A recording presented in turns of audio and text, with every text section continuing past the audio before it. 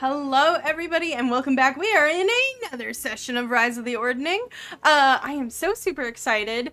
We are going to do two super quick announcements, which I try to keep to a minimum till the end, but suck it up.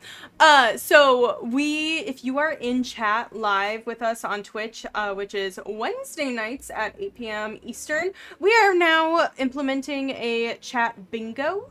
So bingo is for each session individually. In order to claim any wins, you will need to be in my community Discord. But just check out the pinned link or pinned chat, and that has more information, or do ! bingo in chat. But if you're joining us on YouTube, this session goes up next Saturday at 10 a.m. if you have to dip for whatever reason, and you're welcome to come join us the following Wednesday for the next session. So, those are my super brief announcements, and we are going to dive on in here, but first of all, my name is Zari, I am your DM, and owner of Muse's Mythos. I also have with me Kenny. Hi, I'm playing Kamori, who is the Simic Hybrid Path of the Beast Barbarian. Lovely, lovely, and Tazira. Hi there, I am Cece. I am playing Tazira, the Stars Druid Divination Wizard. Cool, as well as Sly. Hello, I'm playing Ravasi. Okay, and Shorty. I am Nyx. Beautiful. Welcome on in, everybody. I'm excited to go on this little adventure with you. So, last we left off, just gonna turn the music up just a tiny bit, so adjust if you need two players. Last we left off, the group continued to defend Ulvin from the hill giant attack.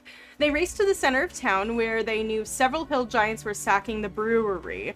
Combat ensued with a couple of our friends here taking crates to the chest, and a very smart enemies abound, but our intrepid adventurers managed to prevail. Being at the forefront of a giant attack at a small village, they wrestled with the gravity of what their apparent fate-ordained mission had on the people of Ilumelan.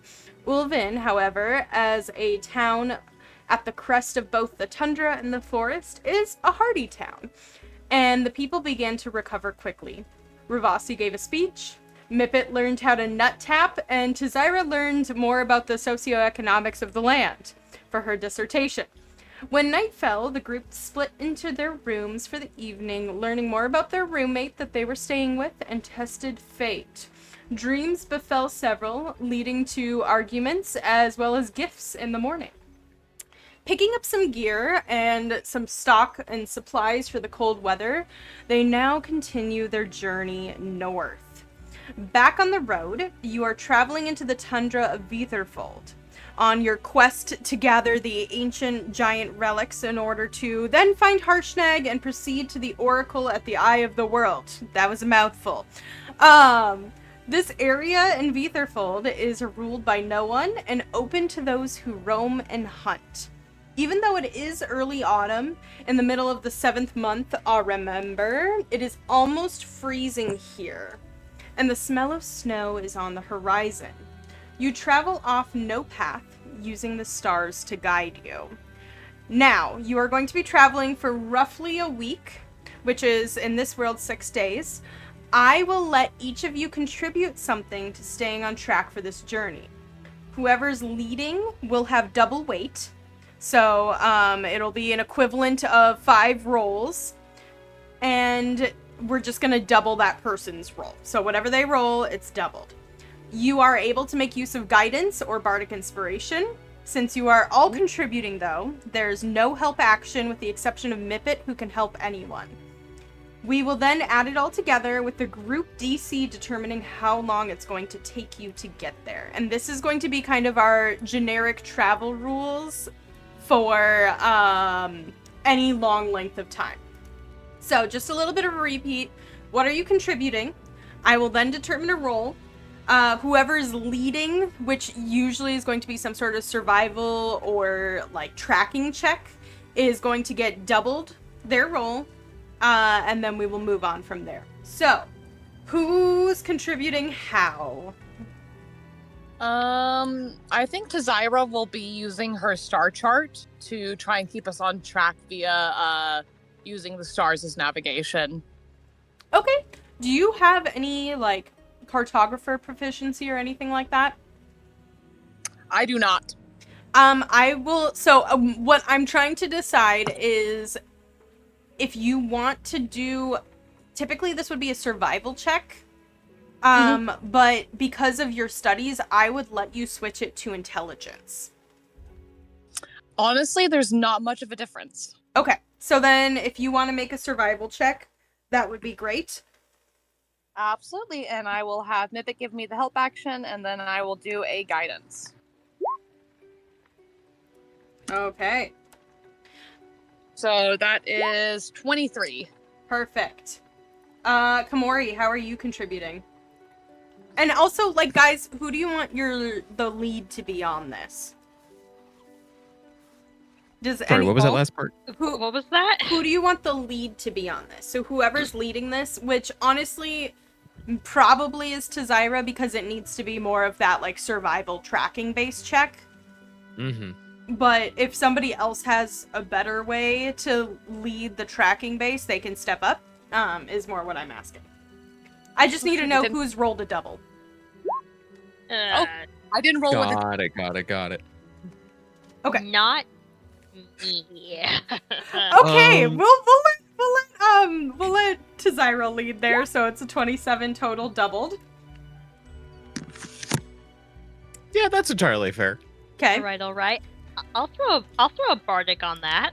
Okay. So that's a d6.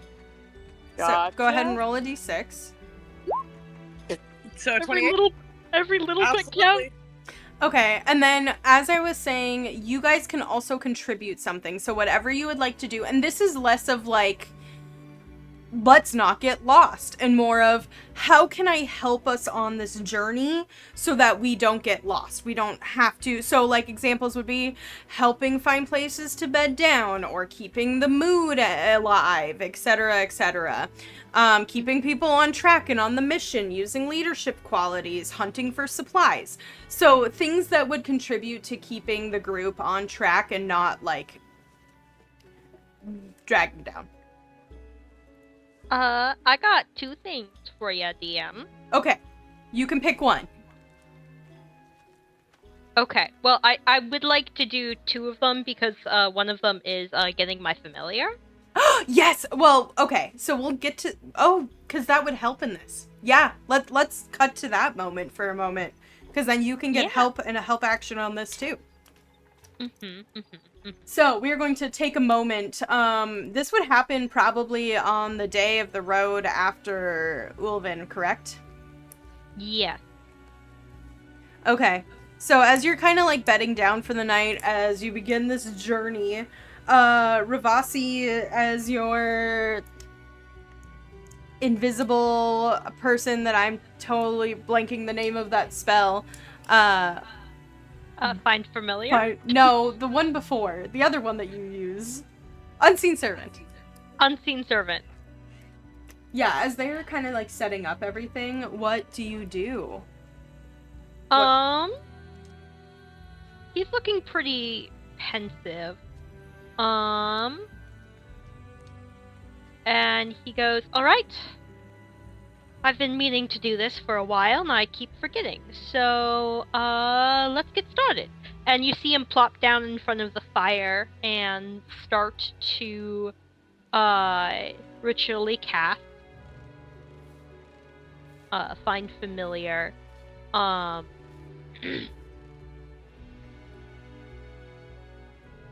Okay. And, after the hour or so, you see out of the flames hops out a little crow.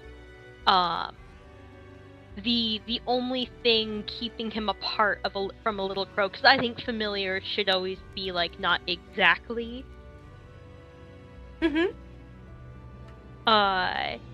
He has by his eyes 2 like longer feathers within his like crest that are that like dark purpley red color. Ooh, cute. And what's his name? Great question. I mean, it can be in character that Ravasi hasn't figured it out yet. Ravasi's kind of looking at him as, like, he, like, pops out and kind of does, like, the shakes and, like, the moving things around, and he kind of gives him a look, quirks his head the other way, and he goes, how about Morrigan? Morgan follows your head quirks as you quirk your head, and just like an intelligence behind his eyes that a normal crow would not have. And he flutters up to your shoulder and just like nips at your ear in what you assume to be affection. So, yay! Yippee! Yippee! Aw, new friend joins you. Another new friend. Also, I'm aware of the bird cat funniness. Oh yeah, Tazira, you are having to hold Mippet back. Mippet wants to hunt. Yeah, I like you guys actually see Tazira's like full arms around Mippet's little armpits, and this cat is surprisingly strong. Or Tazira is surprisingly weak, one of the two, or both. Both.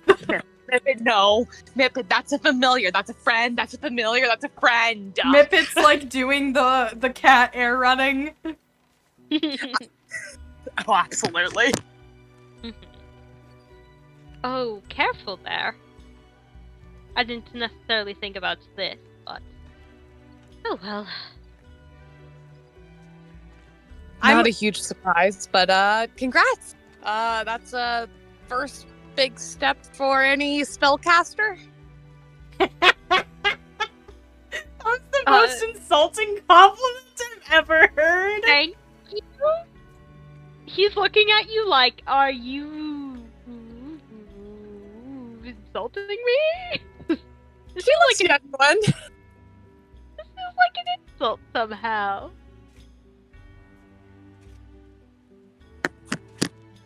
But no, I would be using Morrigan Okay. to kind of like help us scout things out as he can fly. Absolutely. Okay. So with that, then go ahead and roll a perception check using Morgan's perception. Hold on, DM. Let me add a familiar. And theoretically, you're giving Morgan advantage. Crow.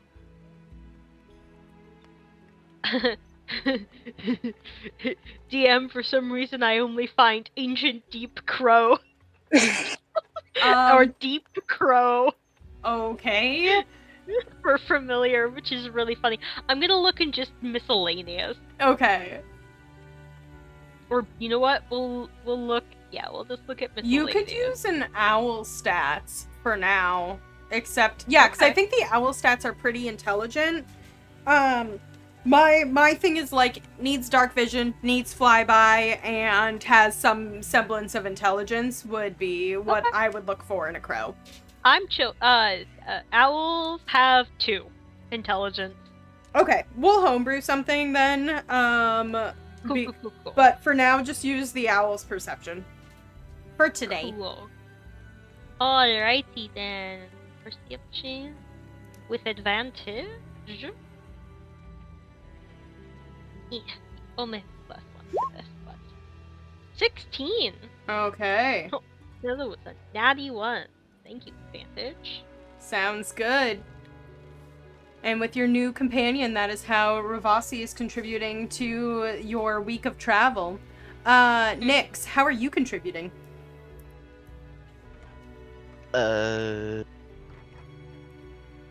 I suppose she will just try and help keep this unfocused group as focused as possible. Okay.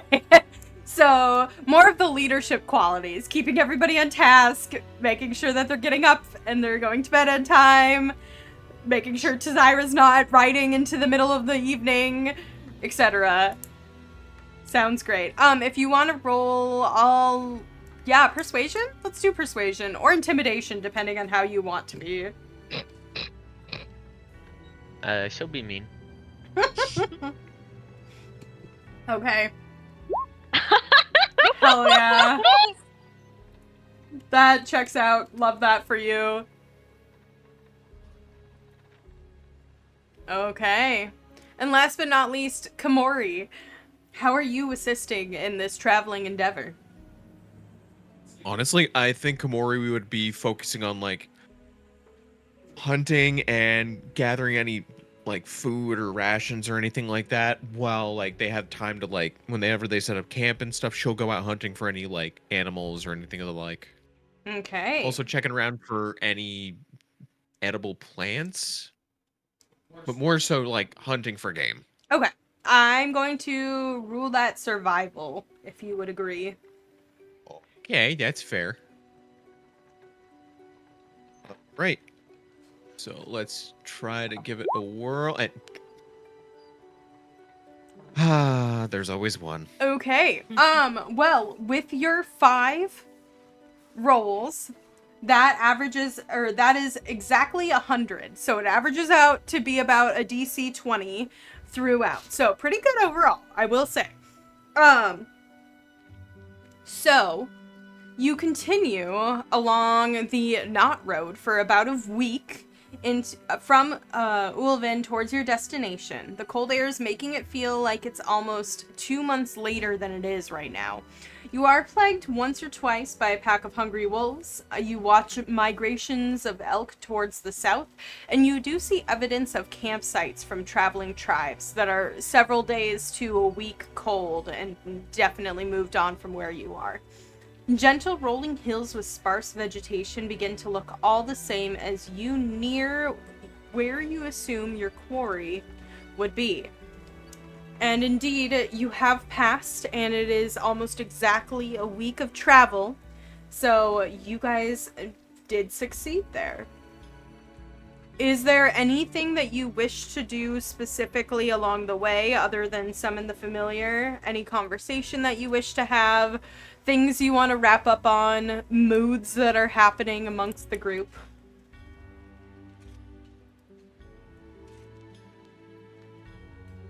Zyra's definitely even more awkward around Ravasi. Yeah. Ravasi's probably kind of like, this is probably like not cold but standoffish. Like, he's not really looking people in the eye. His nervous tics are kind of like happening more.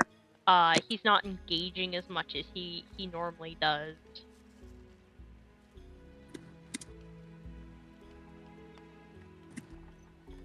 Okay. And as you sit in this awkwardness for a week, you begin to get closer. In the last 2 days, you do wake up to frost on the ground and a threat of early snow for the season, even this far north. Go ahead and make a perception check for me. Everybody can. Absolutely. I'm great at these.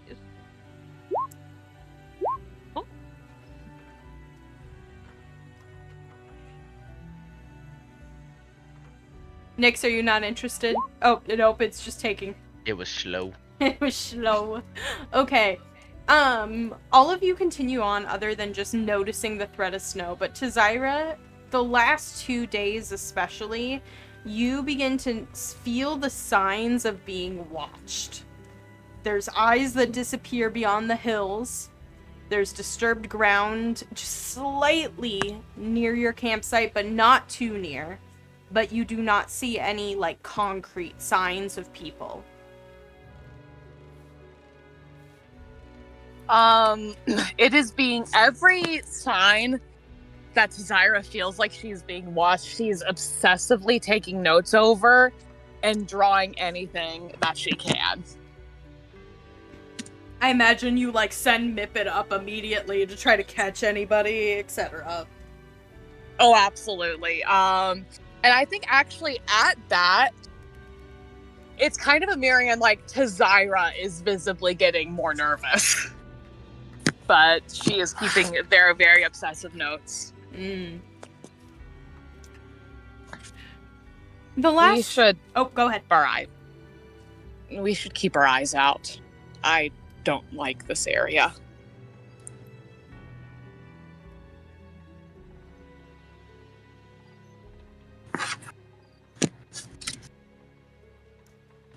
Okay. With that warning, the last day as you approach Raven Rock, it begins to snow during the very, very early morning hours, and you wake up to roughly 3 inches of soft powder that does not melt as the sun rises. You travel the last 8 or so hours through the snow, arriving in late afternoon. The name Raven Rock is evident when you arrive, as there is a stone statue of a raven as the first thing that you see. As you approach, you see... Sorry. Yes. I don't know if it's on my end, but you keep cutting out for me. That's Yes, you're- weird. Hold on. Chad, am I cutting out for you too?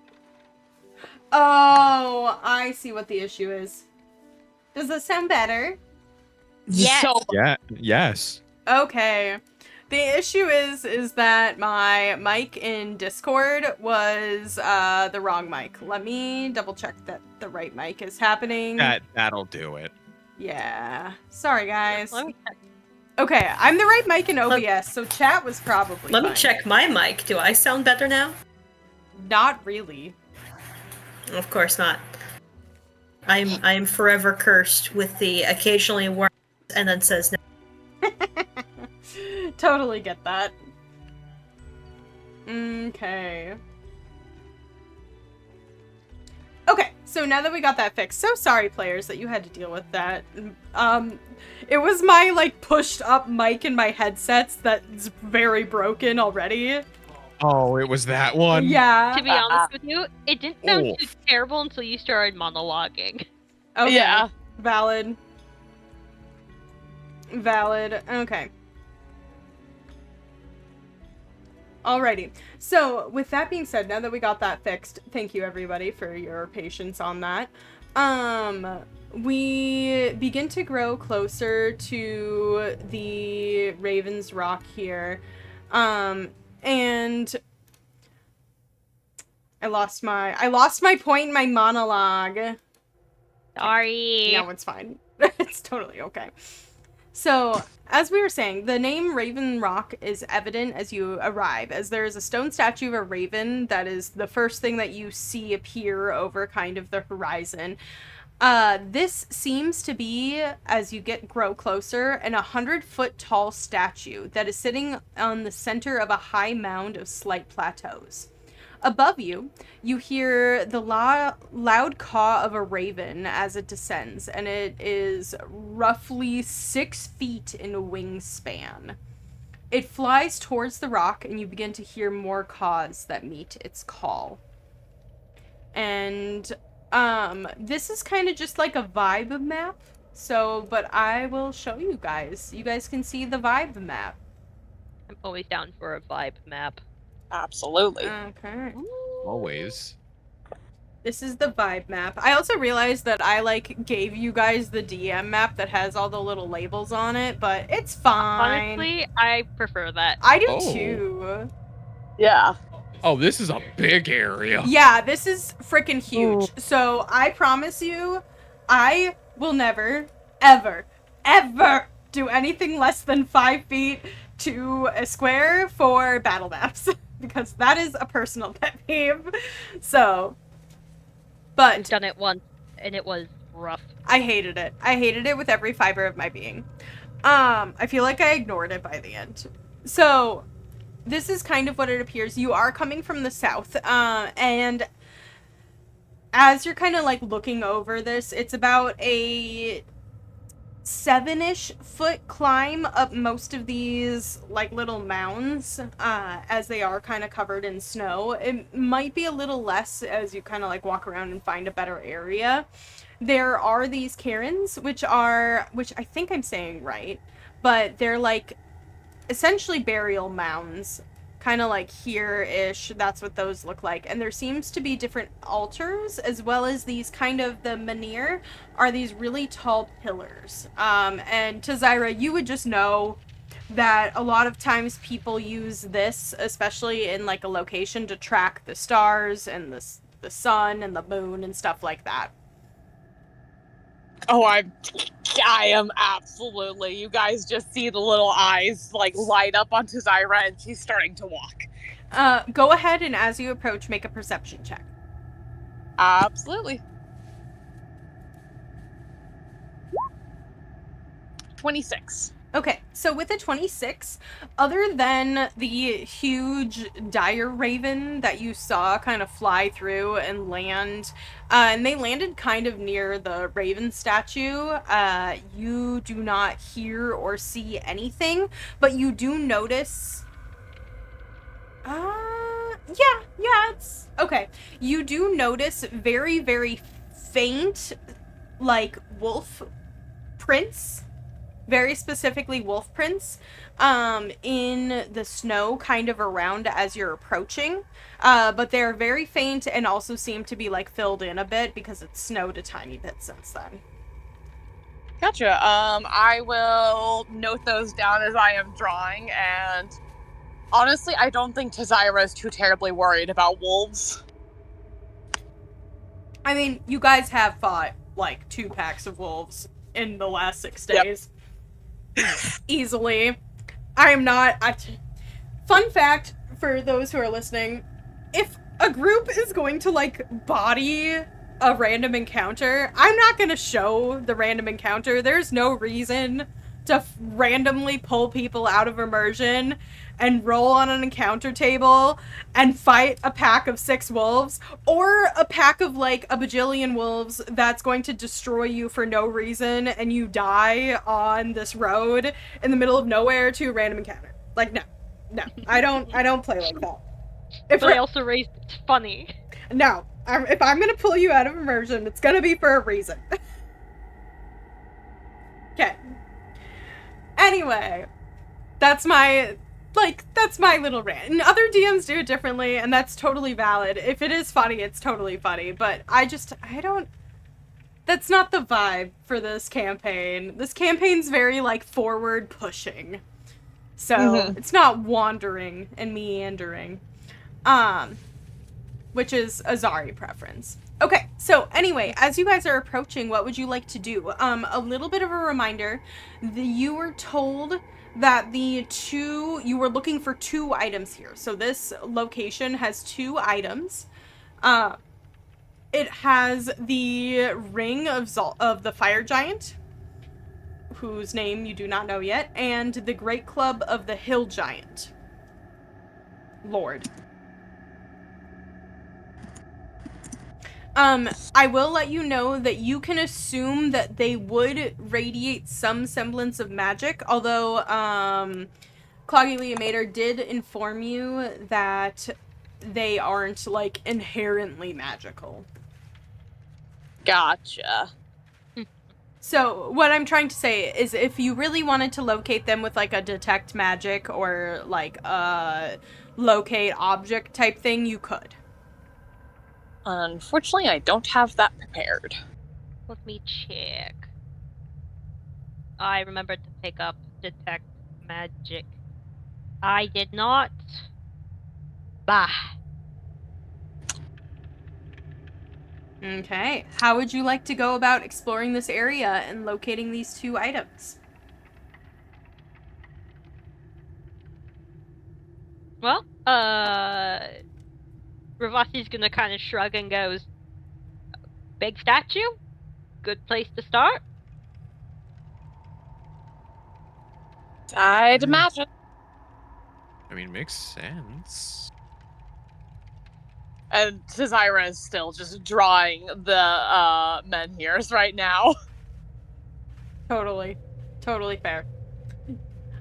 So as you guys kind of, like, walk up the first little ridge there, you do kind of get a top view, and you notice that the middle of this first kind of plateau drops out in this interesting kind of shape, and that there is another baby plateau in the center of it that seems to have a different altar on it. And then it seems like it goes up a couple more levels before you get to the gigantic statue. The altar also might be somewhere to look. Sure. Which way are we approaching from again? The south. The south? Okay. Yeah, so you're like right here, right now. Okay. Do we want to take a peek at the other stuff before we get to the statue? Not waste our steps? I suppose.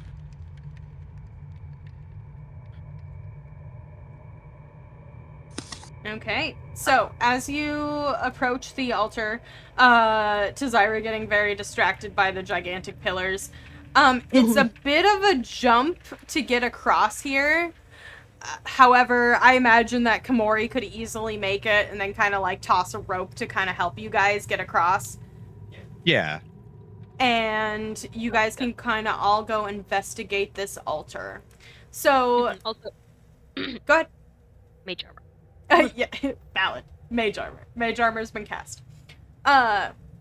So as you guys are kind of like looking around here, it seems that the altar is obviously. So you were.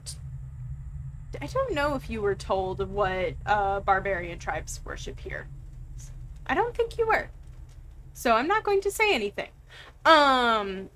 So as you do investigate the altar, go ahead and roll me an investigation check. Yeah, absolutely. I almost just gave you free information.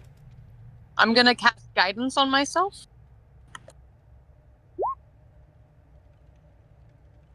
I'll tell if someone's a Baldur's Gate 3 character. Player without saying they're a Baldur's Gate 3 player. This is the best time to cast guidance on yourself. Now, granted, if you are in the middle of a persuasion check and you attempt to cast guidance on yourself, that's a different story. Exactly. Plus, Someone might bop you in the nose for using magic on them. Even if Can it's I not cast- on them. Yeah, no, I've gotten. Can I cast guidance? They actively could hear you doing this. They're going to know. Yep, pretty much. Okay, so with a 15, it takes you a little bit of digging around, and you brush off kind of some snow and ice on the back, and you do notice that there are phases of the moon carved into the side. this is so cool. And I'm gonna start drawing the altar.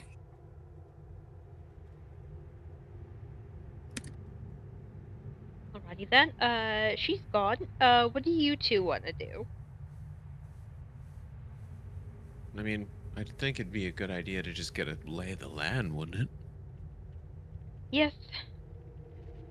I'd agree.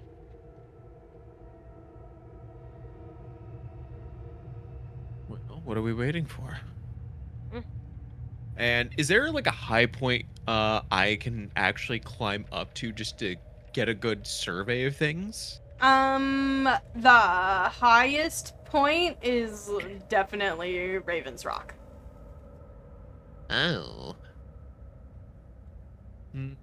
Based upon where I mean, is there any like good point where I can at least like scout out over there to make sure like maybe we don't get seen or anything like that, just to see what might be going on? Maybe over here, because it's like 2 levels up, but you're still gonna be looking up a angle. Well, let's maybe like check out this area first. Like, Suppose that's fair.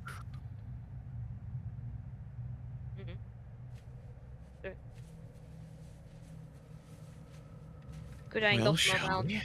the altar. Yeah, let's go.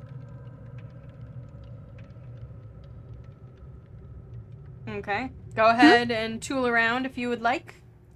Where would you guys like to go, and what would you like to look at? I'm kind of interested in the like the large things around the altar. Do Yeah. they just seem like large towers, or They're like large pillars of rock. So, think like Stonehenge, but like more pointy. And Tazira would know and would probably emphatically tell you that this is how people who don't have like access to modern tools or magic would be able to track the stars and locations and phases and seasons. They're essentially like star maps. Okay. Is your ear off. And so you see, so when actually you look at the different seasons, it has different shadows, and then you can look at where the different constellations are. It's nonstop. I'm going to how tall are these stone pillars? Easily like 30 to 40 to 50 feet tall.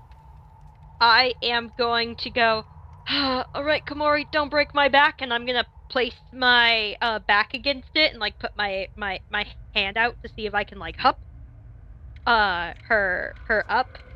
I feel like you'll be able to climb a little bit better with the claws. Fair enough. All right, you ready? No, but let's do it. All right, I'm just gonna look at you real quick and just go. Are you sure? I need practice anyway. There's a joke there. It feels like I can tumble out of the way pretty adeptly. Hopefully. All right, fine. I will let you roll an athletics check with advantage. Thank you. Are you kidding me? Can I do the bardic? You got a bardic. Sure, you can inspire Komori Okay. as she's climbing there. Your like foot starts to loosen. I go, oh, you can do better than that, and I like shove you upward. All right. What is it? A D6? Yes, sir. This is a one. Fingers crossed, because I am just rolling cold. If this is a one. So what happens is, as you're trying to climb, like Ravasi kind of tests you a little bit, and you're like both determined and also annoyed, and you grab onto what you thought was a good patch, but it turns out it was filled, like a good handhold, but it turns out it was filled with ice, and you cannot get a grip, and you're going down. And Ravasi, you attempt to roll out of the way. Go ahead and make an acrobatics check to not get squished. Okay. Oh yeah, you're fine. So you you feel Komori slipping above you just as you like push her up the last little bit. And you go, oh shit, and you roll out of the way, and Komori, you slip and kind of fall down and just land on your back. I'm gonna do like the peers over to you in your field of vision and go, try again? Yeah, 1 second. Oh, and just cracks her neck. Oh, I think that's better. Zari will just look over. Do you want my broom? No. You also You're- both have flying familiars, guys. No. This is to help Komori feel special and important, alright? Let me do this. Wait, are you saying Very you're special and kidding important, me? Komori. This is not- Do you want my broom? That was not in Ravasi's tone. That was sly.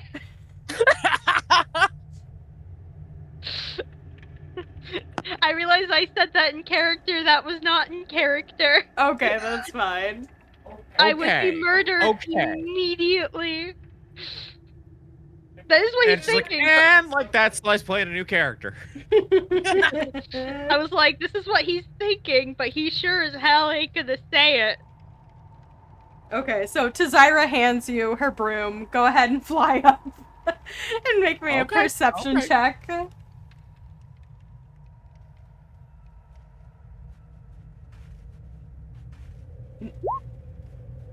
There, fine. We'll take it. Okay. Please. So as you fly up, you kind of get a better look of what's happening. First of all, you do not see any people.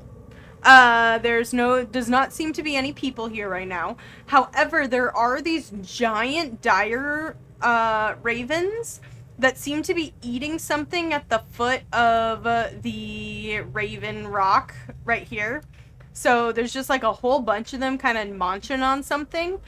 You do also see what appears to be very evidently like these huge raven roosts made out of some sort of tree that was definitely pulled, like, very, very far, from very far away, because there's not very many trees here, and they're huge.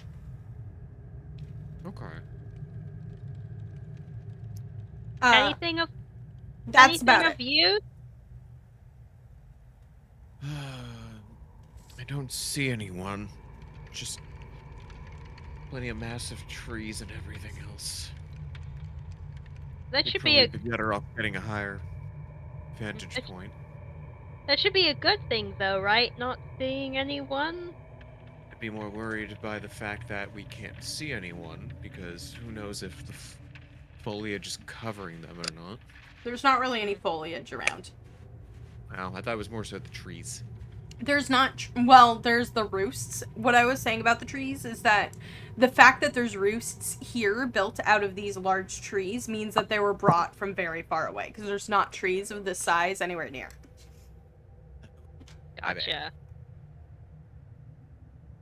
But yeah, Komori will explain that and just go. Chances are, I wouldn't be surprised if that's where some of the giants are. Mm. So, Cool. just a wee bit of a reminder. Cogulator told you that these Uthgar barbarians had captured, taken, found some sort of giant relic. Whether or not it was useful anymore or useful to the giant lords remains to be seen.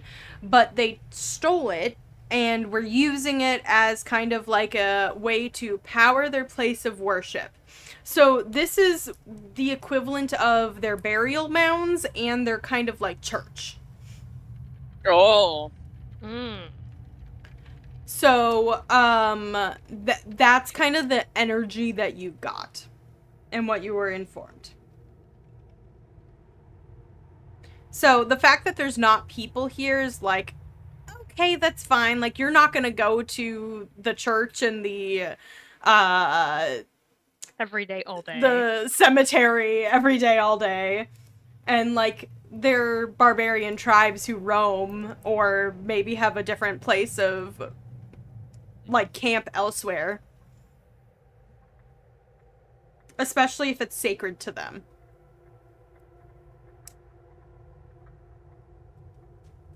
Maybe we should try and see if we can open up the altar. There might be something in there. That's true. Alright then. Worth a shot. Right then, do we think it's like a weird puzzle thing or a brute force thing? I'm looking at the altar again. I mean, they are barbarians.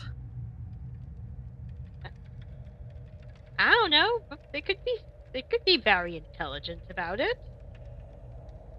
I mean, one does not necessarily preclude the other, but they don't tend to go together. Well, that's not very nice. It's realistic! Komori's quite intelligent. Well, yes, And I'm gonna give you a side eye. I wasn't saying Komori's dumb. Komori is smart in her own way, Rivasi. Just because you can't speak clearly doesn't mean that you have to twist my words. Oh. Oh, we're still doing. Yeah. And I'm gonna start looking at the altar. Okay. Go ahead and roll another investigation check, because you're looking for something different.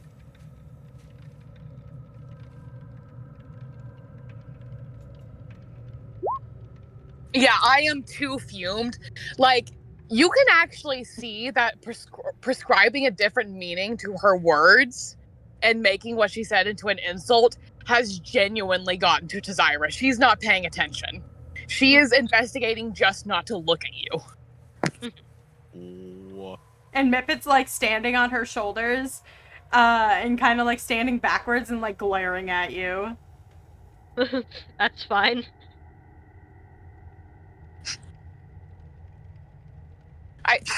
Nix, can you take a look at this? And I'm gonna, like, after, like, 3 solid minutes, just, like, takes 15 steps away from the altar. For sure, let me get in there. Okay, go ahead and make an investigation check. Yep, that's an altar. Yep, it's a crude altar covered in snow. I'll take it. Alright, Komori, just lift it open. Fine, I can do that. Go ahead and make a strength check. Oh, I was also taking a peek at it. Okay, sure, we can do, yeah. We'll do this quickly. So, Ravasi, you're kind of like peeking over Nyx's shoulder as she's investigating. And what's funny is, like, you're pretty sure you looked really well, but she's right. It's just a crude altar. It's just a slab of flippin' stone. Mm-hmm. So, Well, go ahead. I know my altar's pretty well.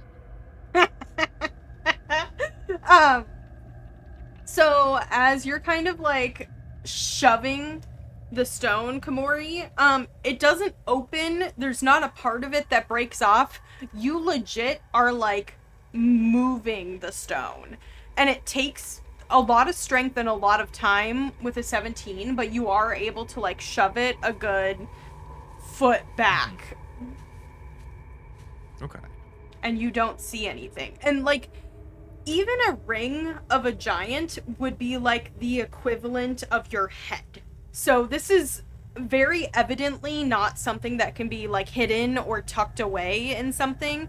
And you're looking for a ring and a great club, two very huge things. Let's go look at the rate.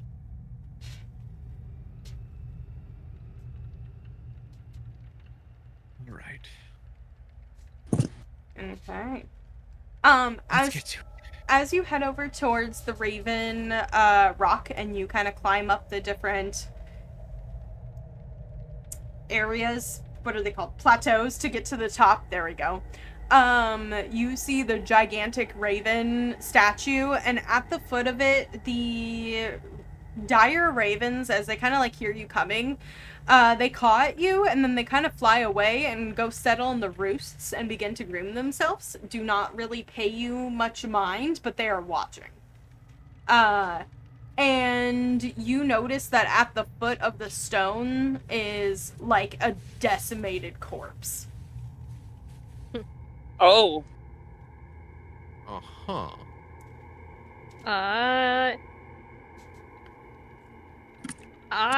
Was it? I want to investigate the body, but I'm looking to see, was this a, like, absolutely destroyed, or more like a ritualistic? Or more like a frenzied kill / like left for the crows? Go ahead and roll either a nature or a medicine. I will let you choose. Can I? Yes, you can argue advantage and have advantage. Need.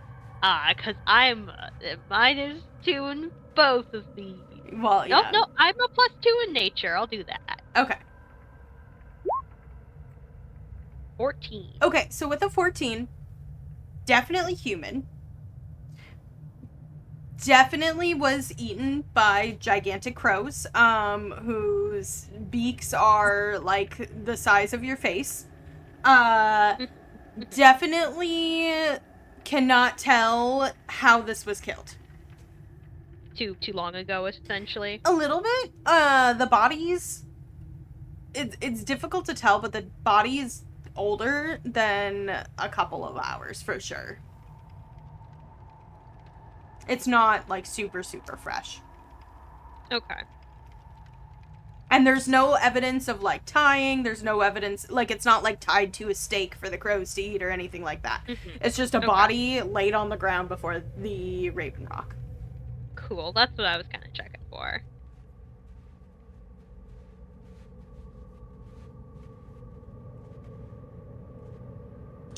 Huh? Wasn't ritually murdered, at least as far as I can tell. That's good to know.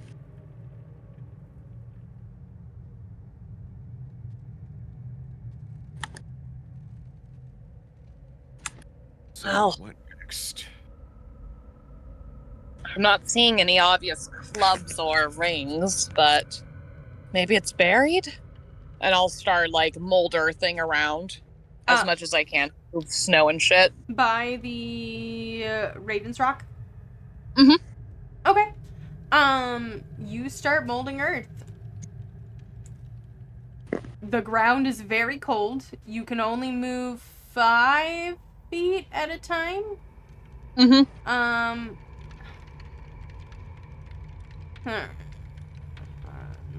It's much more difficult because of the frozen ground, so I will say that it's cut in half maybe by like, yeah, it's about cut in half. Okie dokie. How long are you going to commit to digging? Like I'll say like a solid 2 minutes. I'll just keep doing it and doing it and doing it and doing it. I'm trying. Yeah. The fact that even with the cut time, you know what? I'm going to roll me a luck check. Mhm. It's a very like high or low DC, I guess. Okay. 64.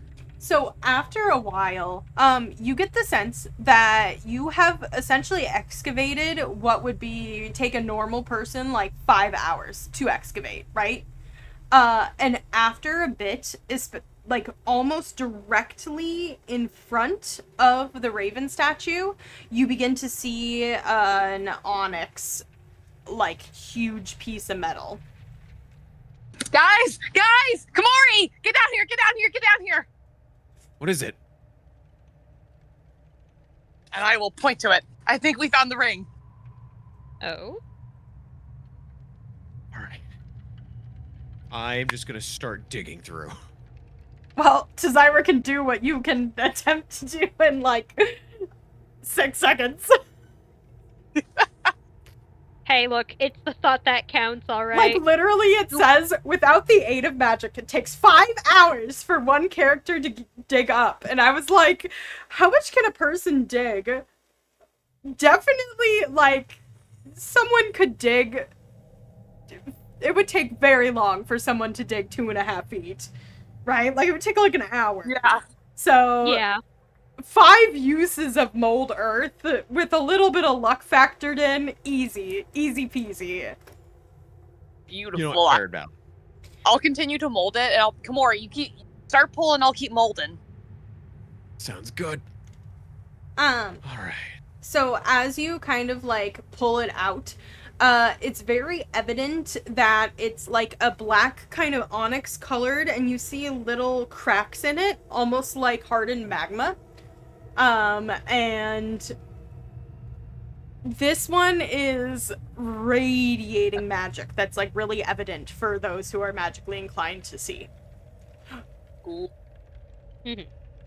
Okay, you have found it. Kamori is stuck in a hole. I'm not stuck. I can get out. Probably. Tzyra makes you like little footsteps. Yeah. It would be like this would be like the equivalent of like a head thing for us, right? Yeah, it's like a very, very intense, large, like, think like the choker manacle, but bigger. Like, fit around somebody's head. Huh. Okay. That was certainly easier than expected. Mold Earth is a wonderful spell. Yes. I was more meaning, I was expecting some more resistance. Ravasi, you look around, the ravens are watching. Like the, friends who decided to, eat a person to a hole. I mean, they could have done exposure. They could have. I'm looking at the, picked through ones. They're not vultures. Yeah, but still.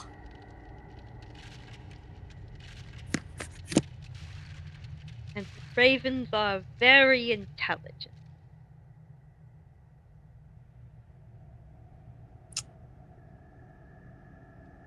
Just tread lightly.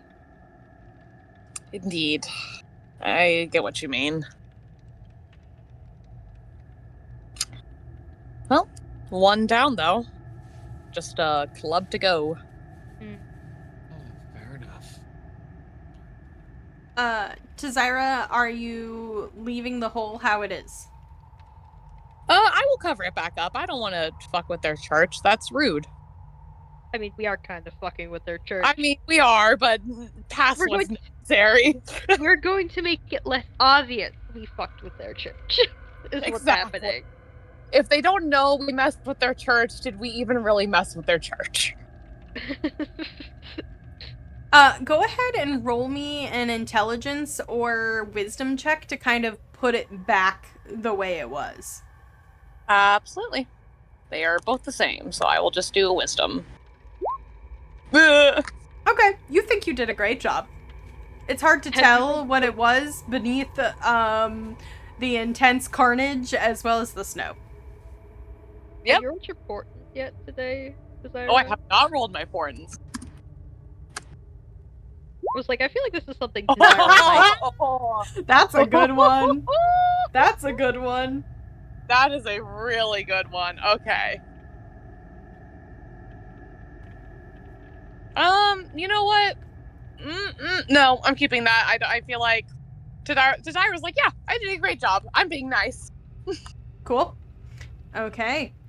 One down, one to go. Where are you going? What are you looking for?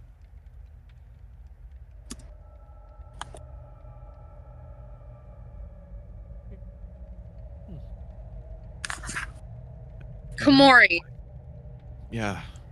if you had a gigantic club, where would you put it? Out of sight.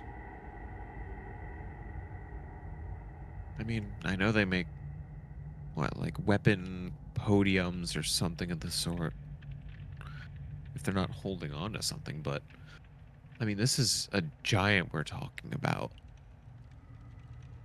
Especially if it's a hill giant, probably close by to wherever they would be sleeping, eating, or shitting. I have a not great question.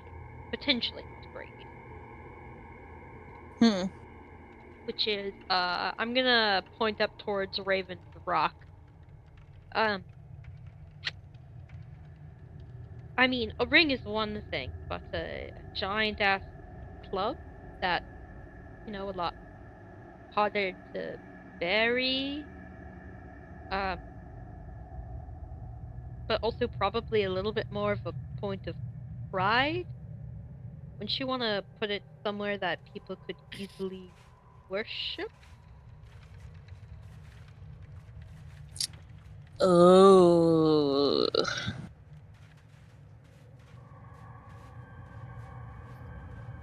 I think I'm getting what you're putting down. Both of you roll an intelligence check for me.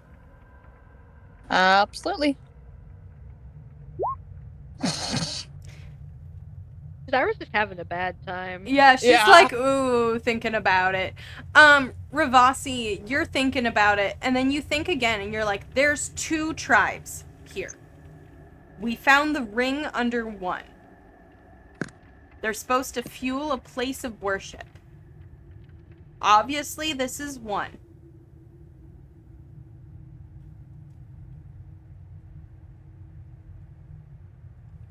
So essentially, like, we already found this place of worship. Where's the other place of worship? Well, that's what he's thinking, which is the other place of worship is at like Raven's Rock, like itself. Well, there was a second altar, is what I'm hinting at. So there's two tribes that worship here. Obviously, one tribe has something to do with ravens, and the other tribe you don't know. Okay. And so my point being that if there's 2 tribes who worship here, and one you already found like the item from, where would the other one be? Probably at the whatever altar that they have. Yeah. Which, okay. Because Ravasi's mindset is like, one, that like there's an altar here, so there's probably like he's thinking of the he's thinking that the Raven's Rock is like another place of worship or altar, if that makes sense. Got it. But if your hint is no, that's not quite it, you think those are all connected to each other. Well, I'm saying that Okay. there's two very obvious separate places of worship: the Raven's Rock and the second altar.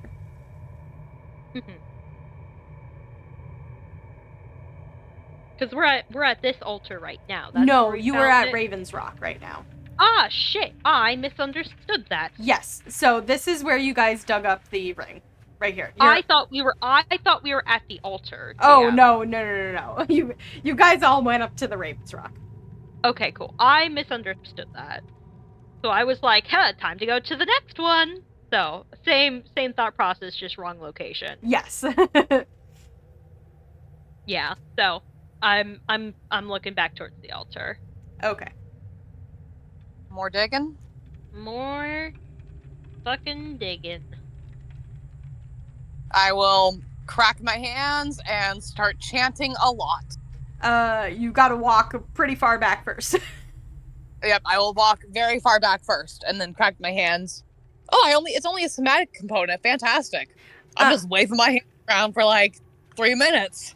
Komori, as they are all starting to walk away and you're starting to walk away, you get a flash through your head and it hurts and you hear screams and you feel pain to the point that like it almost makes your knees buckle.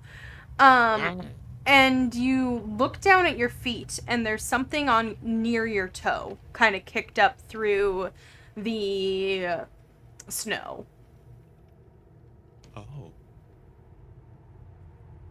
What is it? You lean down, you pick it up, and it looks like a charm. About the size of, like, maybe your thumb. And it's kind of attached to a small piece of cord, and it's a black charm of a raven.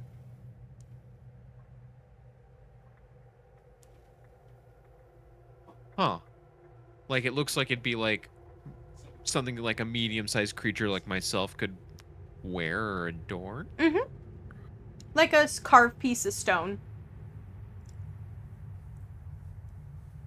He's going to just quick pocket it for right this second. And just...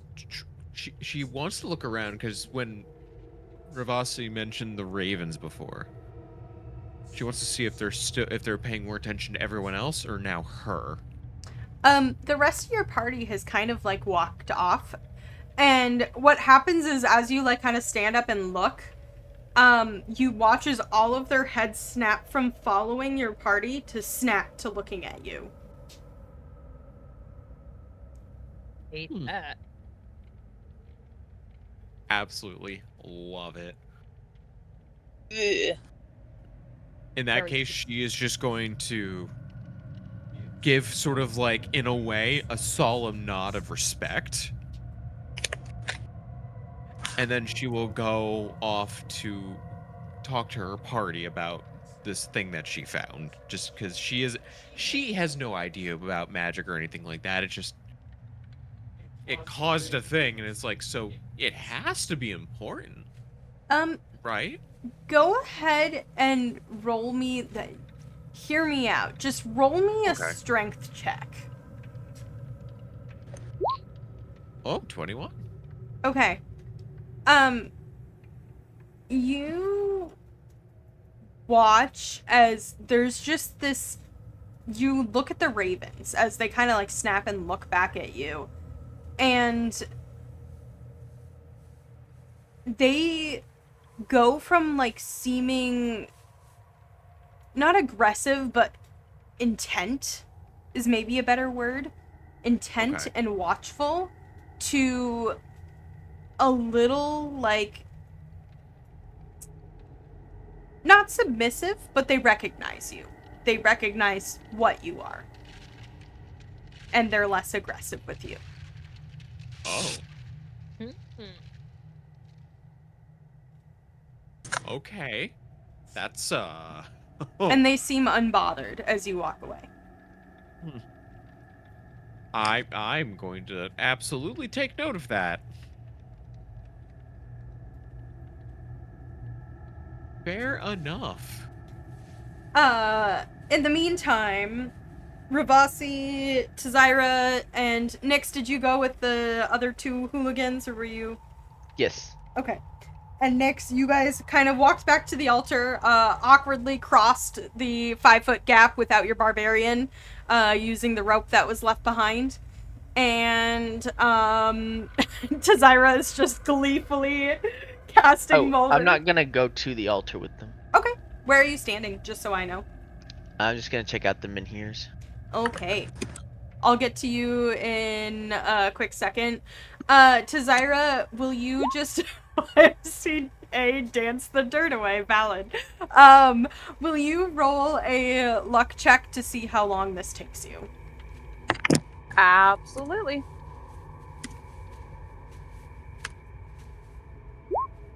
$60. Okay.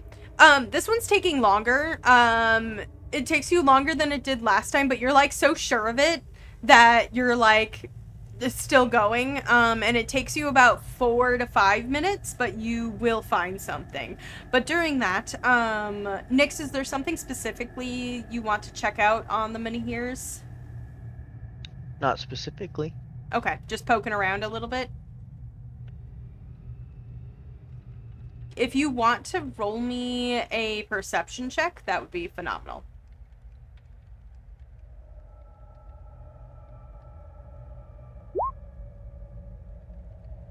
Okay. They're rocks. You're looking at pretty cool rocks. They definitely are not, like, supernatural. They seem to be carved. Okay. So as Komori kind of, like, walks up next to you and the other two hooligans you're getting to the point, to Zyra and Ravasi, where there's not much room on your, like, little, pile of dirt to stand with the gigantic hole that's down there. And to Zyra, by your approximations, you're going, like, a little bit further down than, because it, like, drops off here in the center, right? So you're going a little bit further down than that kind of, like, center area. And you begin to hit what you kind of think is snow at first, and you're like, why is there snow in the ground? And then you start to uncover a bit more, and you notice that it is bone. It is a very aged bone. And you start to uncover it, and it is big. It is absolutely big. And it takes you a while, but in the end, you see a 14-foot long piece of bone that is wrapped at the end in an old piece of leather. Oh boy, I'm gonna need you to pick this up, Komori, or to drag this.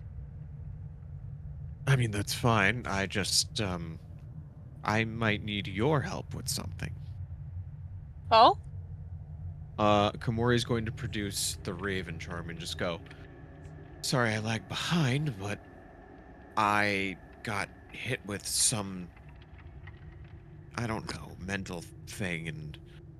Oh, you got a was at jolt! my feet. I mean, I don't know if it was... It was more so I could hear screams and everything, and I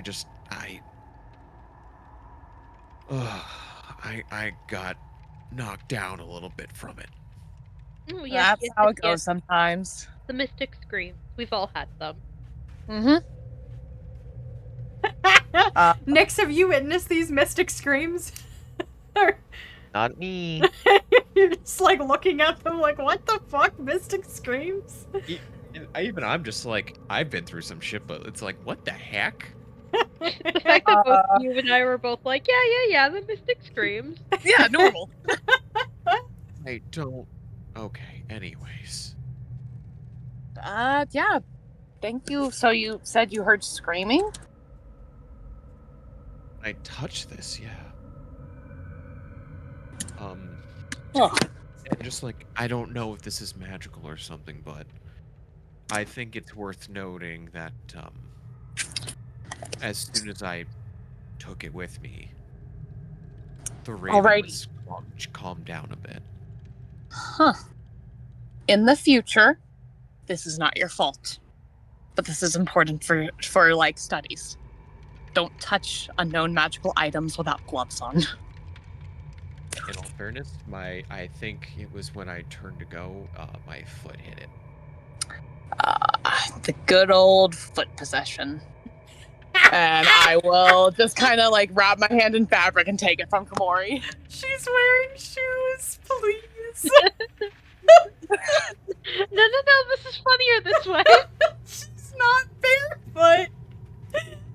You don't know. I She do could know. What was it? She I mean- was barefoot so she could like help climb up or something. Let this happen. Komori, would you Got be the dogs barefoot out. in 3 feet or 3 inches of snow? Come on, just fucking Realistically, no. barking. Okay. I don't know. Maybe it's possession through leather. You don't know. Yeah, I guess I don't know. You're right. I could possess you through leather. Anything's possible. I'm just the DM. No big. Yeah. Okay. You take it. I will It identify on it. it is definitely magical to Zyra. Ooh. One moment. I will ritual cast identify. Let's sit down and stare at it for 10 minutes. Okay, If you guys cool. are okay. Komori, if you want to, you could use that time to try to wrestle the gigantic bone. And Ravasi and Komori and Nyx, if you want to, I don't know if you're peeking in there, you can make a nature check to see if you can identify what animal this gigantic bone is from. I'm gonna lean over and look at it. I will. Yeah. Ooh. Can I argue for athletics? Yeah, not to know what the bone is, but yeah, you're gonna be making an athletics check to try to pick it up. Also, I will be Oh, stealing I the mean, bag of. I will be stealing the see, it's bag fine. of Yeah, I don't know holding. shit. I just know it's a bone. Yeah, it's I will be just a stealing bone. the bag of holding and like holding it open on one end so Komori can like maneuver it into the bag of holding. Yeah, pretty much that's what's happening. Ravasi, as you're kind of like looking at it closer, 110% a dragon like leg bone. Ah. Dragon bone. And you also can just tell that it's magical. Neat. So Wait. yeah. Did you dragon? I said dragon.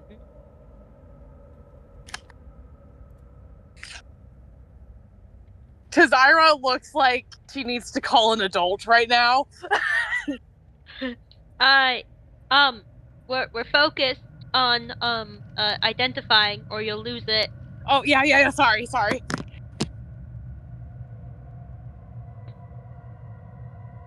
The okay. facial expression is still there. Yeah, so funny enough, Claudia Mater had told you that these items were likely not magical anymore, but both of these items that you guys have witnessed, Ravasi, I will say, both you and Tazira would notice that they are magical. They're magical. And it's common knowledge in this world that magic items, when you attune to them, will change sizes to make them, like, wieldy. So if you guys wanted to attempt to attune to these items to see what they do or identify them, that is definitely something you can do. But Ooh. it is a giant 14-foot bone right now that you need to get out of a, like, 12-foot hole, so you should probably handle that first. Hey, what I'm doing is I'm just sliding my little scrawny ass down, and then just holding the bag open. Yep, as Komori shoves the bone inside. It takes teamwork. It takes about the 10 minutes. It takes a village. That It does in fact take teamwork to shove bones inside things. Indeed. Oh, dear lord. Okay, You walked anyway, into I it. did In walk my right defense. into that. So, you know, Tizira, that this is called the Charm of the Raven. It is not a minute magic item, but not like a legendary one. And it essentially is you gain +1 bonus to armor class and saving throws while attuned. Oh.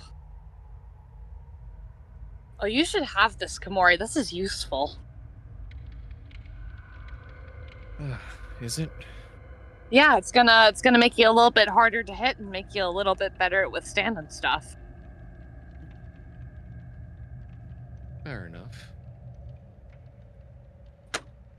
I just. Pivot! I Pivot! guess I'm. Komori! What? Sorry. I'm losing my grip! Come on. Okay, we don't need to role play all of this. It's funny, DM. 10 minutes of grunting. That was my Gross. nickname. Yup. No, But, see, no, that was your nickname in what? But okay. That was my But nickname. when we get the moment, Komori's just gonna go. If anything, I'm just. Sly's dying still. You can't hear it, but Kenny's dying still too. Okay. Take a deep breath. Take a deep breath. I'm a professional role player. Not really. You're not getting That paid. got me. That got me good. Okay. Ugh. Thank you, Cece, for your contribution. Anyways, but when Komori gets the moment, she's just gonna go. I guess I'm just confused because I don't remember us digging that up. Does that make Sometimes sense? spooky things happen. Yeah. And also, I this suppose. it's kind of the land of all the like creature people, and you're a creature people, and I don't know, ravens are smart. Well, it's not cursed. So, also statistically, it's probably from the dead guy that they were feasting on. So, like, he doesn't need it anymore. I suppose that's fair.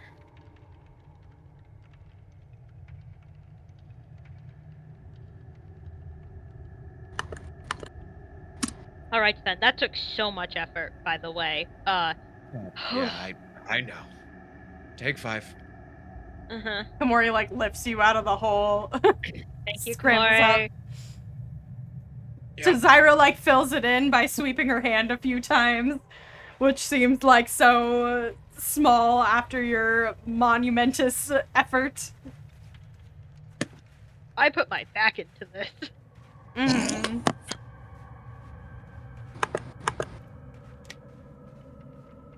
The sun is beginning to set as you guys finish filling the hole, and Komori shoves the altar kind of back over it.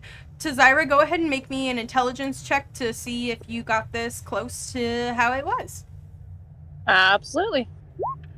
13. Yeah, you're pretty confident in that. Alrighty. Well, all's well that ends well. Mm-hmm. I know. I'm still just... He's still, like, eyeing the ravens like I'm waiting for them to start shit. As the sun's beginning to set, Nyx, you kind of notice this first, but the ravens take off, and they just begin ascending into the sky and flying away. I suppose they don't sleep here. Yeah. Suppose not. But Well, I let's just leave, eased up a bit. quickly. I agree. Nyx, were you gonna say something? Nope, that lines up with me. Okay. As you are beginning to leave, all of you make perception checks. Yes, boss. Oh, there's our Woo! nat 20. Nat 20. Oh, thank God. Nyx, you're kind of like listening and you hear something kind of off in the distance, but you're not sure what it is. To Zyra, you begin to hear howls off in the distance as night is beginning to fall and you guys are like climbing and clambering down the side of the plateau. Komori, something on the back of your neck stands up and they're howls. But those are not the wolf howls that you've heard over the last couple of days. Oh. That is something different. Something that you feel inside of your heart. And that is where we will take a quick break. We'll be back in a few minutes. See y'all in 5. Stand up, stretch if you need to, and we'll catch you all shortly. Yippee! And we are back. Welcome back, everybody. So as we went to break, the group was beginning to hear howls off in the distance, and everyone kind of identified it as wolf-like howls, except for Komori, who felt like there was something more to it. Komori, you would know with your nat 20 that they are a bit off. Like, good couple 100 feet. But they are approaching, and you hear a couple echo, and it sounds like they are circling. So they are coming in from different directions. What would you like to do? David, get on guard. They're coming from all around us. They're circling around. And they are not wolves. What do you mean they're not wolves? There's something fucking wrong. That just makes it scarier. That Yep, I am putting my back Not against just Komori's wild back. animals, I'm telling you right now. Your eyes peeled. Are you guys trying to run, or are you standing guard? I get the feel do I get the feeling that if we try to run, they are probably going to be able to not only keep up, but probably outrun us? It depends.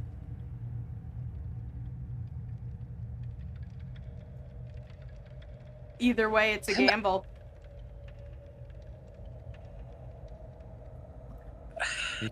We can run if we really want to try it. We need to think fast.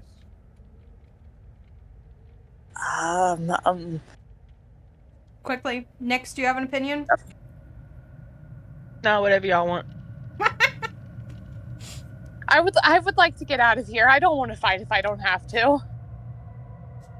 Okay. All right. That sums it up. Let's go. Yep. Time to go. Okay. Maybe get up. Yep.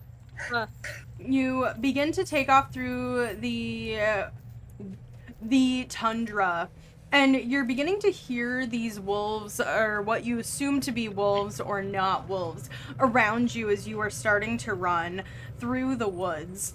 Or not woods. It's not woods. It's hills. I'm so sorry. I mixed up my stuff. And Komori, to Zyra, you would also notice this with your passive perception. Komori, I'm just going to say you're locked in. You can tell that they are circling. They are following your tracks very evidently, and they are circling and closing in. I would need everybody to go ahead and make some sort of athletics check, or if there's a way that you want to move faster. Broom! Okay, broom is Woof. 60 feet. 50 feet, sorry. Okay.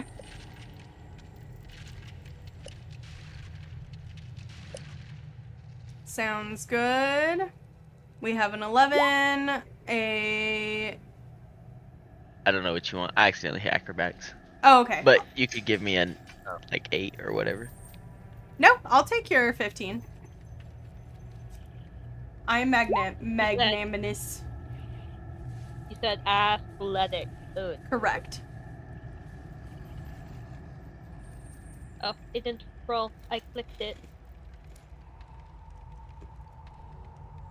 Gay. I was There we waiting go. for you to click several times and it all just shows up at once.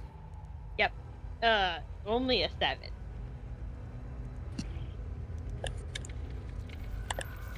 Okay. Very good at running. So, with your 7, your 11, and your 15, and Tazira flying, Nyx and Ravasi, you both just have like a 30-foot of movement, correct? Yeah. Okay. These creatures seem to be gaining on you little bit by little bit. Tazira, you would notice as you're kind of like taking a second. You send Mippet up to watch and kind of look over, and you see figures in the snow, almost white, is beginning to, and like light grays approaching, seeming to run on all fours. What would you like to do? They are definitely gaining.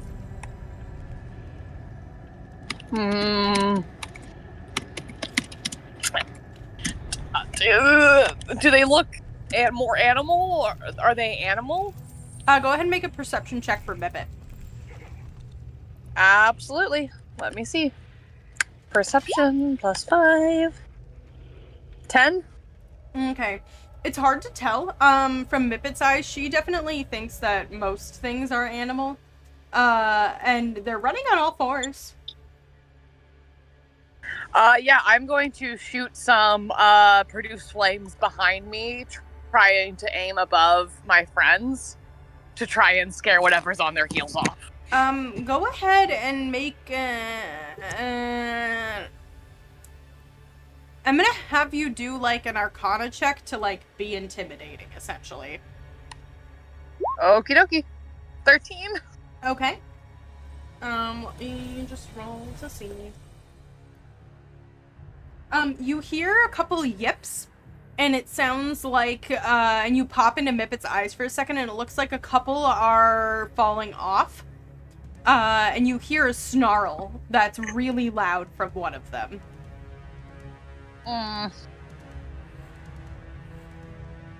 Can I look behind and see how close they are? They are probably at this point a good 100 feet behind you as you see like figures coming up. And Can I do something? sure. Can I enemies abound the front one? Does that have a 100-foot reach? 120. Hell yeah, you can. Go ahead and I roll that. It's an intelligence save, yeah. Okay.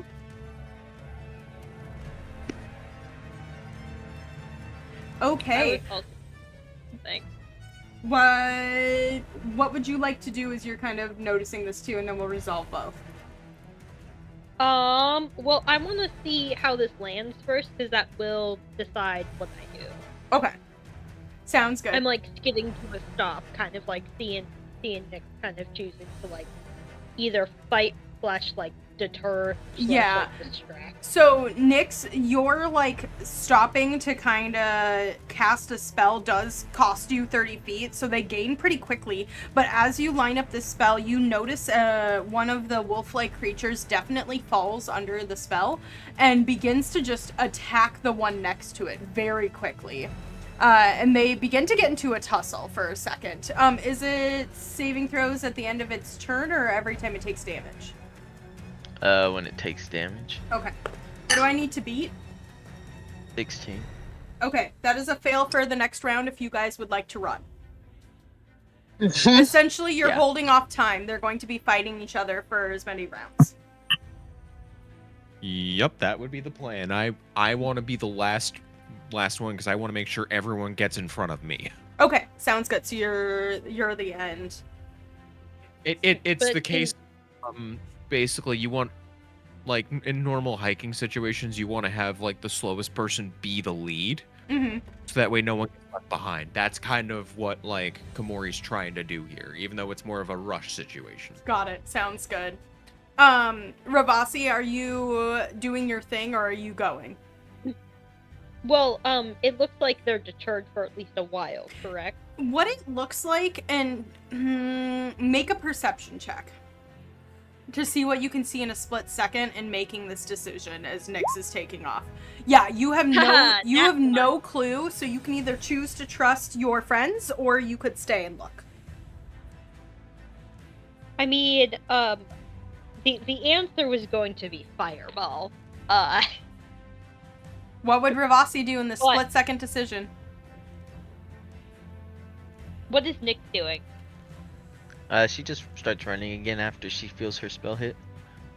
Then I'll keep running. Okay. Tazira, go ahead and make a perception check for Mippet. Absolutely. Let me roll that. It's a pretty low DC. Okay, you get a lot of information. It looks like all but about 4 have kind of ran off and are not like hold on, let me just look quickly here at what this says. Give me a second. Mhm. It looks like all but 3 have run off, and you actually watch as a couple smaller looking creatures definitely had pulled off at your, like, display of fire.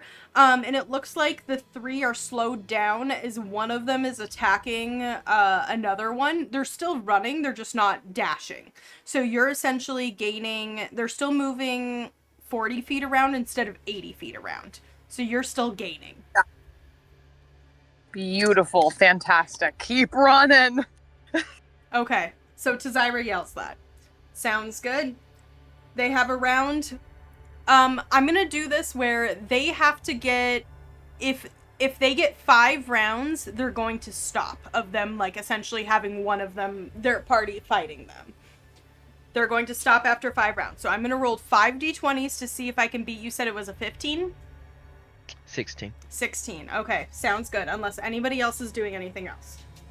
Okay. Nope. I'm gonna hold off on what I'm thinking of, so. Okay, that is a 15 I just missed. That is a 9. That is a 7. That is a 5. And that is a 3.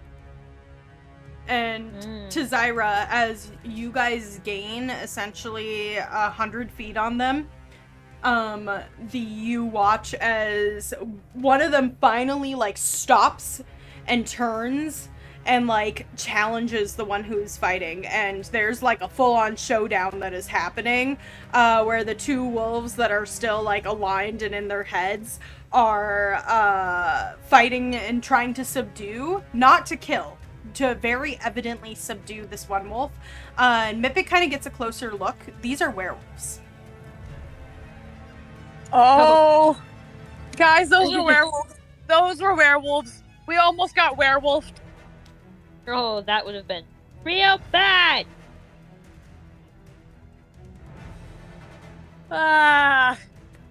You have Okay. about 100-foot lead, and it looks like they stop for a bit. So, Keep going. we are essentially out of emergency, but they have the ability to track you down. They're evidently werewolves. They're very good trackers. So, how would you like to proceed in order to get yourself away from this situation? I'm going to cast Pass Without a Trace because I have that, and we are going to start moving so we don't leave any tracks. Okay. And with Pass Without a Trace, you do not leave any tracks. Beautiful. Komori also wants to try and find dirt and everything to try to mask her scent. Okay. Yeah, that's pretty... And anything that's going to be, like, a deterrent. Yeah, you could easily yell up for Tazira to, you watch as, like, your tracks start, your friends in front of you stop leaving tracks as they start to move quieter, even though they are in a dead sprint. And you yell up to Tazira, and she quickly molds earth, and she can, like, splash all 3 of you with dirt. Yep. Yeah, I'll just help and just go. It's like, we need to mask our scents. Got it. Dirt. On it. Okay. I just love dirt! You all get splashed with dirt, smacked by earth as you are running. Mippet kind of stays close and begins to move and stops watching the werewolf fight, so you're not quite sure what is happening. But she kind of, I imagine, stays behind you pretty high in the sky to kind of just look like a bird. Okay, so at what point are you guys going to, like, hunker down and try to hide? I say we move until Pass Without Trace runs out. So for an hour. Okay, so you're Mhm. not Yeah. using it necessarily for stealth capabilities, you're more using it for not being tracked capabilities.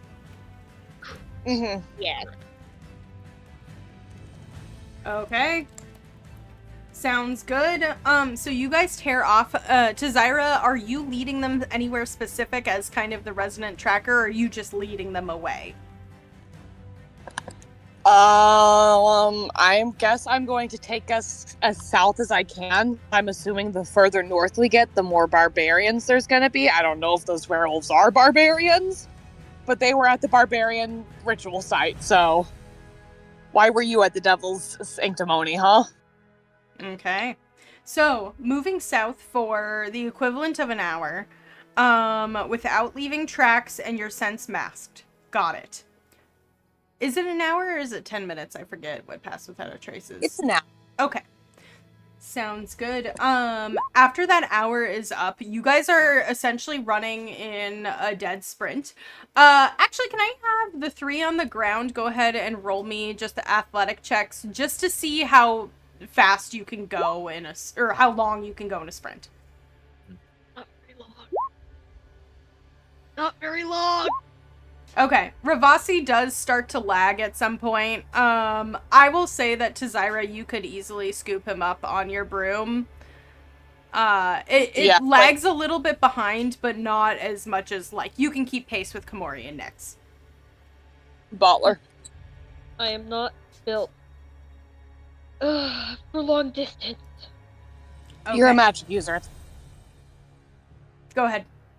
You say you're a magic user. Sorry. You're a magic user. It's okay. Okay. You hit the end of the hour and you feel the Pass Without a Trace fade. You have essentially turned due south, easy enough for you to do to Zyra, as the sun was, like, effectively had just finished setting. And your tracks begin to come back into view, as it seems that you are safe for now, but you may not be safe for the full evening. And you can take a moment to discuss this. Whew. Okay. That was scary. Yeah. No thank you. Okay, what next? You said those were werewolves? Yeah, those are werewolves. Great. Fantastic. Last thing we needed. Yeah. That was a very Okay. well placed spell, Nick. Holy shit. Thanks. Oh. Sometimes I do cool things. You often do cool things. Alright, you two can flirt later. Let's just focus on getting out of This here isn't alive. flirting. I was thanking her for saving our lives. Just because I'm sweet about it doesn't mean I'm whatever.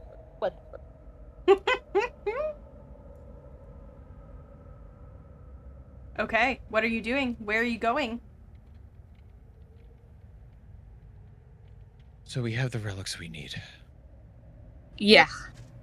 For right now, where do we go? Because I don't know where we have to go next.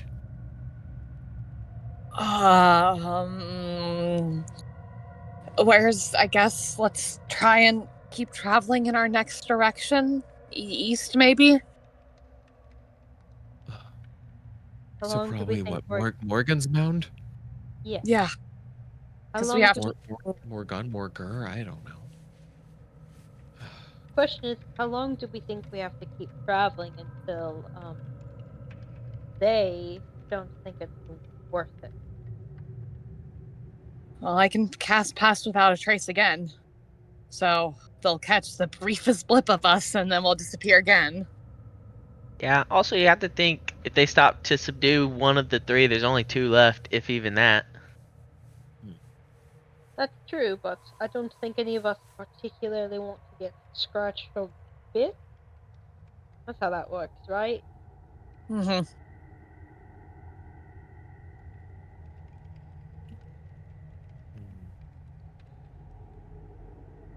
Why don't you just like mold earth us a little cave underground and then mold earth it closed with like some air holes? Oh, yeah, we could do that. We could do that. We maybe want to go for another hour. Yeah.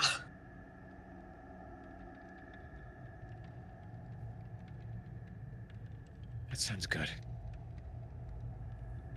Right then. Shall we?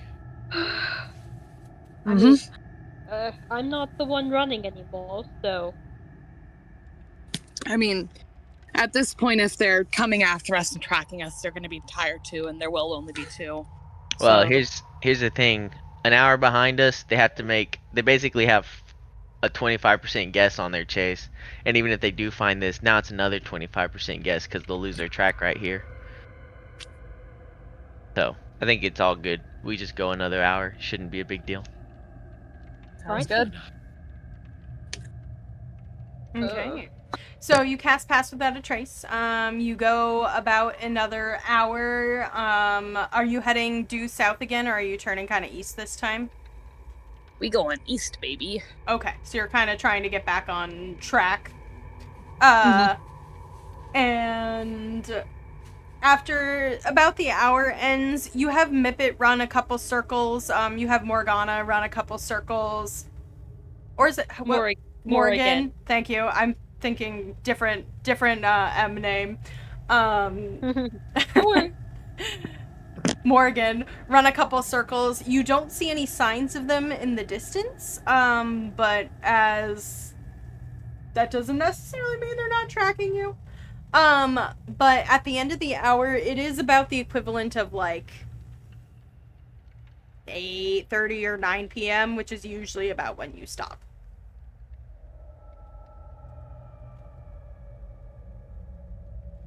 It's hidey hole. Okay.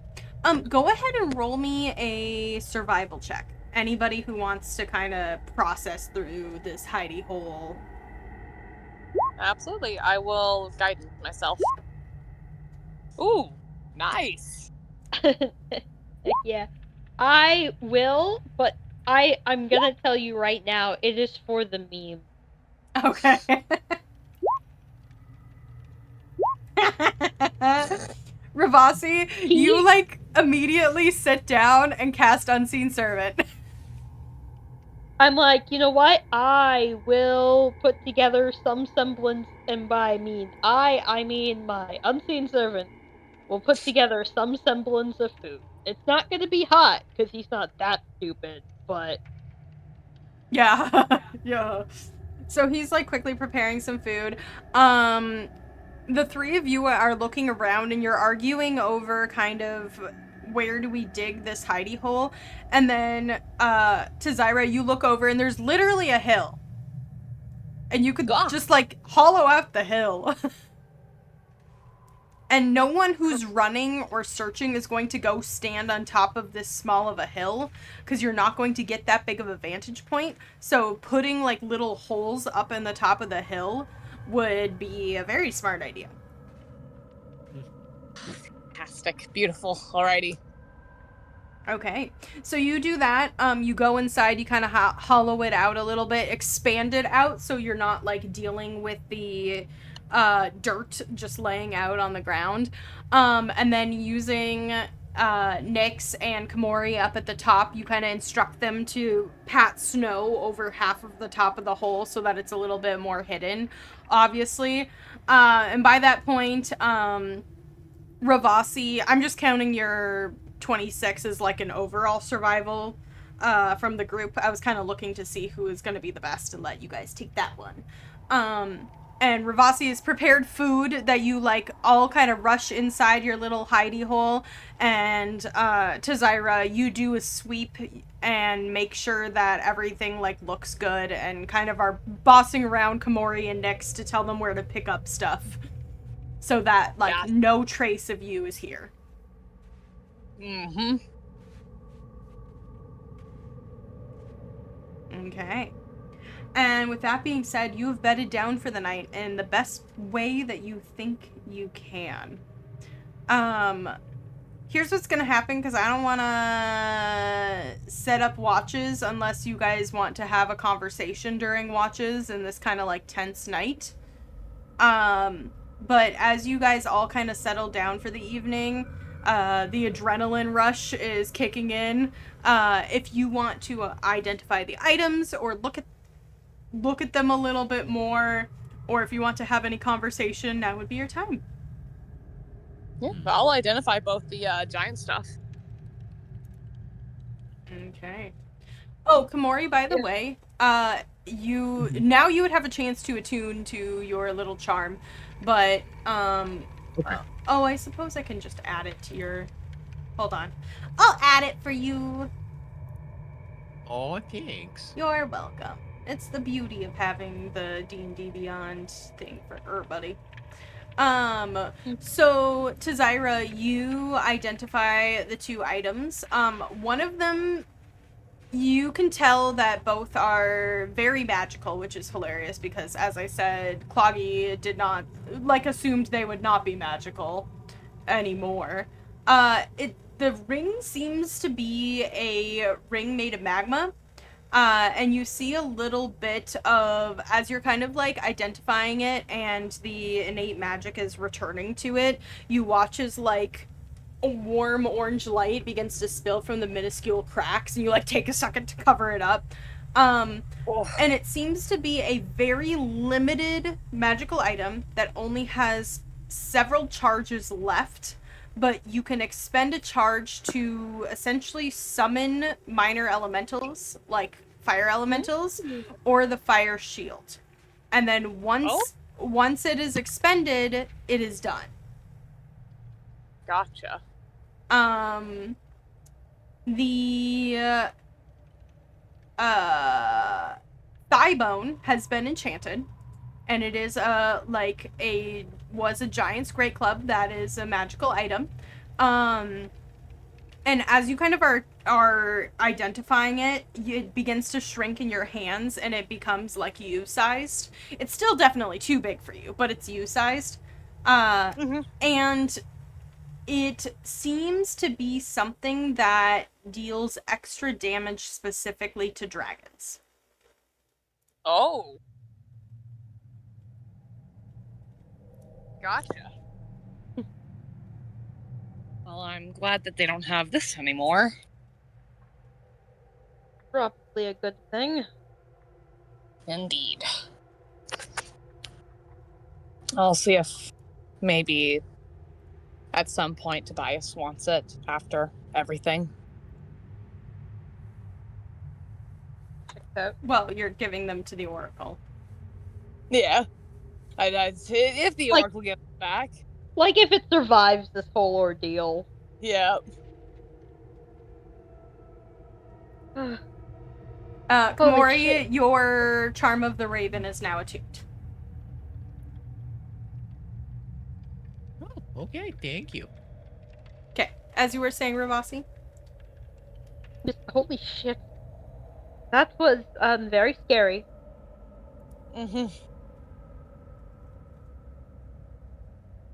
Agreed.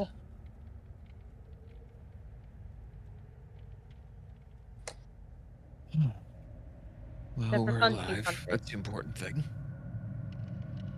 Yeah.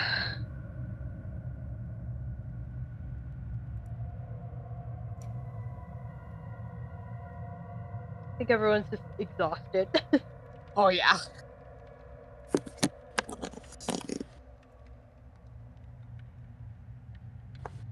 Anyone ever been hunted like that before?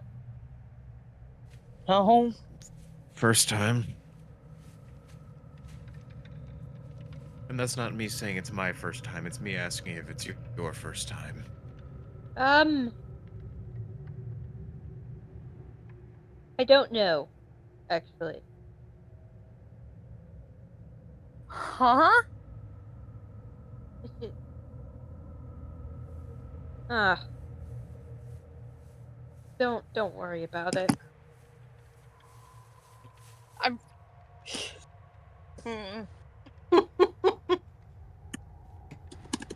Cute Tazira worrying about it noises. He looks exhausted, but it's a very similar look of like the oh shit I said too much look. Have you been hunted like that before, Komori?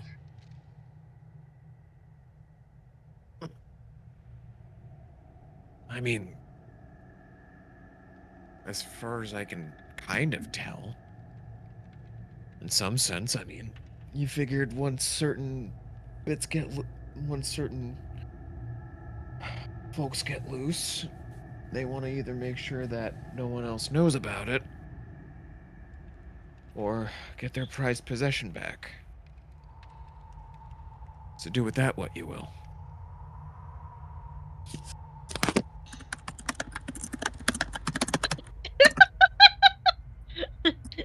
Aggressive typing from Tazira, people. Bingo card. Tazira's brows are very well. You guys can't see her brows, unfortunately, behind the mask. But like from the curve of her mouth, you can tell that they are furrowed. Any for your thought? No, that's just concerning. For your own What is- safety, guys- I mean, fair. You guys are very concerning. Sure. Because No- we've dealt with some very unfortunate circumstances? Yeah. I mean, Nick, you've certainly hunted or been hunted before, right? Hunted? No, but you guys sound like drama queens. There's definitely worse things than being hunted. At least you have a chance. True. This is true. I think I've mostly done the hunting.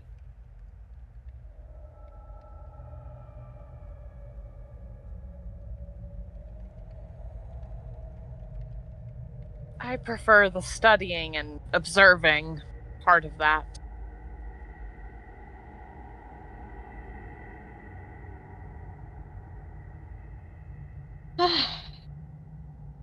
Congratulations, you did a great job. I mean, we successfully got away, so. Yeah. I really want a cup of tea.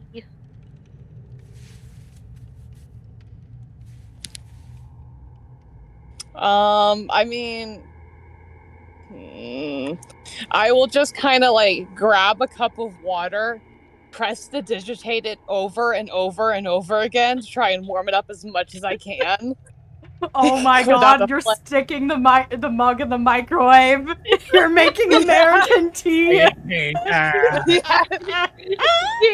looks at it with kind of a lot of disgust of like that like initial disgust of like ugh, that it's like wait, no. This feels I know what this is. This is a siblings do, where they instead of it saying apologizing or admitting that there's something weird going on, you instead kindly help each other out without trying to be obvious about it. Is Ribasi saying that out loud? Oh, absolutely not.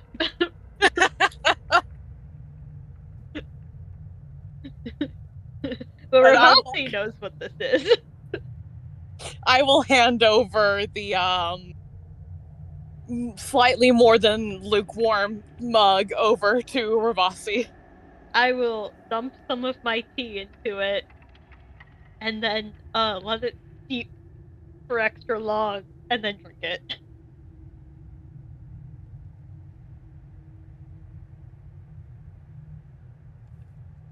I'm assuming it does not taste the best. It's not, I mean, it's not bad. It's definitely not pristine magically controlled teapot steeped for the perfect amount of time tea. Yeah. But like It's not a proper cuppa. But it's like honestly probably on par with what you've been having traveling. Mm-hmm. Thank you. You're welcome. It's nice to have a few comforts, yeah? It's always nice after something scary's happened. Tazira will nod and just kind of go back to writing in her journal.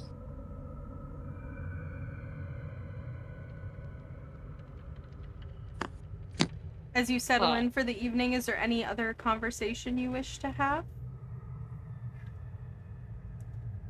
Ravasi's like, okay, she made the first olive branch. It is my turn. And once he's done, he's gonna go, do you know how to read tea leaves? I mainly did dreams and stars, but vaguely. Oh, my mother kind of taught me how to do them. Kind of obsessed with that sort of. Oh, that's super cool. Uh-huh. Could you show me? He will do his best to remember and show her. I know not much about reading tea leaves. So So I knows a little bit. But I would assume that Ravasi would know a lot actually. yes, Like, absolutely. I'm assuming his mom did it like as a parlor trick constantly. Yes, absolutely. Although you also know that she would like prestidigitate and move tea leaves around to do what she wants to do. Oh, of course. Yeah. So she knew how to do it naturally. And she did see some merit in the divination. She thought it was like decently accurate, like if reading dreams and the stars is like an 80-75%ish, reading tea leaves is like a 50%ish, which isn't terrible, but like it's better than nothing. Yeah. So anyway, but yeah, you can kind of like practice than like actual like trying to find. Yeah, you can kind of like show her, and you show her where to like look along the cup and tell her what a couple of the different symbols mean and stuff like that. Yeah. Sounds Gucci.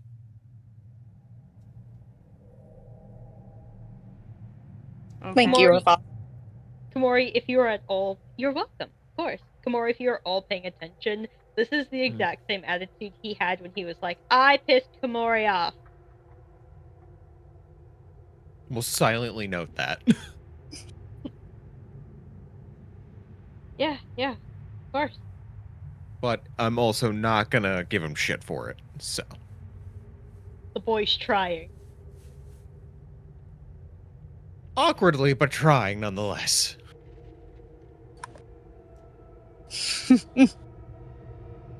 Okay. As you settle in for the evening, kind of taking a moment to rest, to eat a meal of cold bread and cold cheese and all of that jazz, dried vegetables and fruit. I would love someone to roll me a d20. I'll do it. And do you want to know what you want to beat? Because it's fun. Sure. Okay, or what you don't want to beat, because you're rolling for the werewolves to try to find you. So I want to roll low. So you want to roll low, and you rolled a 26. This wolf has a +6 in looking for you, so you need to roll essentially a nat 20. So so what you're saying is I want to do what d20 plus 6? You can just roll a d20. I'll do the math Okay. for you. You just need to not roll a nat 20 to be discovered. There's no way in hell. I was gonna say. Okay. You settle in for the night and keeping watches.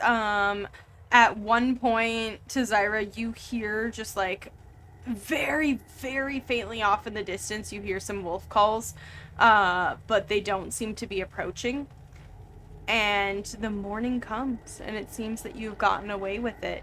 And as you kind of step out into the cold morning, packing up your area and your tent and continue on your way to Morger's Mound, that is where we will call the session. So, yay! You guys did not get caught by werewolves. Good job. So, amazing. Okay. Little bit of a quick outro here. Thank you everybody who listened. I hope you enjoyed the session. And just a little bit of a reminder, if you are with us on YouTube, or if you're with us on Twitch, stick around. If you are with us on YouTube and you want to come hang out live, come join us Wednesdays at 8 p.m. Eastern to check out live sessions. Leave a like, comment, and subscribe. Down below in the description is information on my website if you want to go check into Ilumelan and the world a little bit more and see some of our maps. And yeah, that's what I got. So thank you so much. Hope you enjoyed, and we'll catch you all on the next one. Bye, YouTube. Bye.